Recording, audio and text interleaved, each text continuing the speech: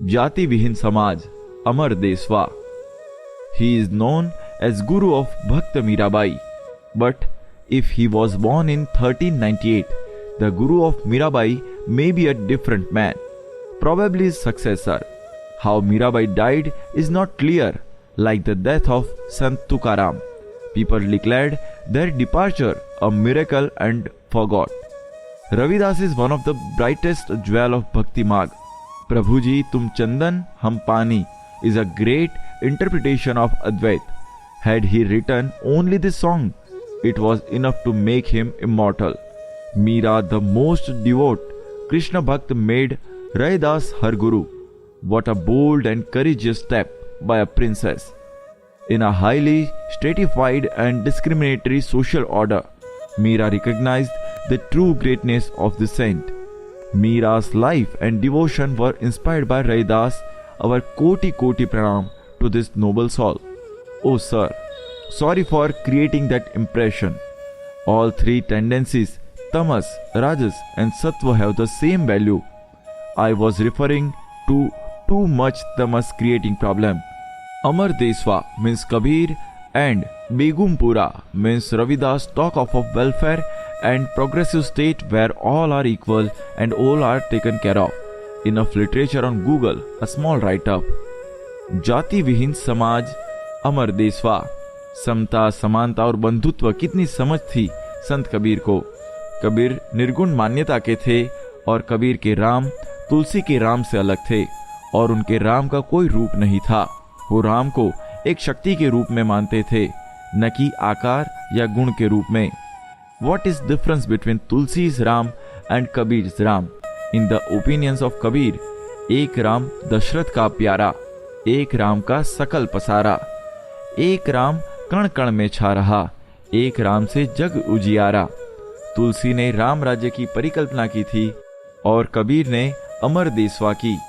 तुलसी के राम राज्य में वर्ण व्यवस्था होगी, धर्म का पालन होगा और वेद की रुचाएं कानून होगी. तुलसी के शब्दों में वर्णाश्रम निज निज धर्म निरत वेद पथ लोग, चलही सदा पावही सुखही नहीं भय शोक न रोग. अर्थात कबीर के अमर देशवा में जाति व्यवस्था नहीं होगी, धर्म का कोई मायना नहीं होगा. वहां न कोई हिंदू होगा और न कोई मुसलमान तथा देवी देवता राज्य की सीमा से बाहर होंगे. कबीर के शब्दों में ब्राह्मण क्षत्रिय न शूद्र बेसवा, मुगल पठान न सैयद शेखवा, आदि ज्योति नहीं गौर गण सेवा, ब्रह्मा विष्णु महेश न सेसवा, जहवा से आयो अमर वह देशवा.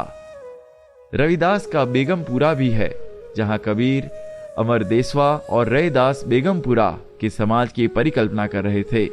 ऐसा चाहूं राज में जहां मिले सबन को अन्न, छोट बड़ सब सम बसे रह रविदास प्रसन्न.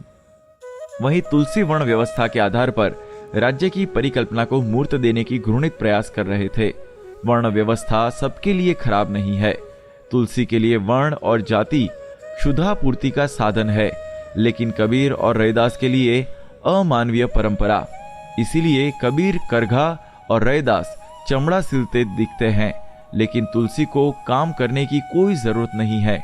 उन्हें तो बैठे बिठाए भोजन और सम्मान मिल रहा है, तो भला तुलसी वर्ण व्यवस्था को क्यों खराब बताते.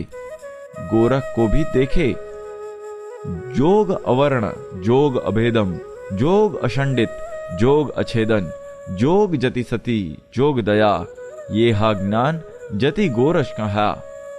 गोरख शब्दी 334 में राजा योगी चंद्रनाथ संपादित श्री गोरख गुटका 1975, जिसका translation yoga is not varna, yoga doesn't divide, yoga is unbroken, yoga is indivisible, yoga is meditation, virtue, yoga is compassion, this is wisdom, says Jati Gorakh. Gorakh Shabdi 335, Raja Yogi Chandranath edited Shri Gorakh Gutka 1975. Jog माने yog is equal to dharma dhamma religion. Avarna is equal to varna ashram रहित.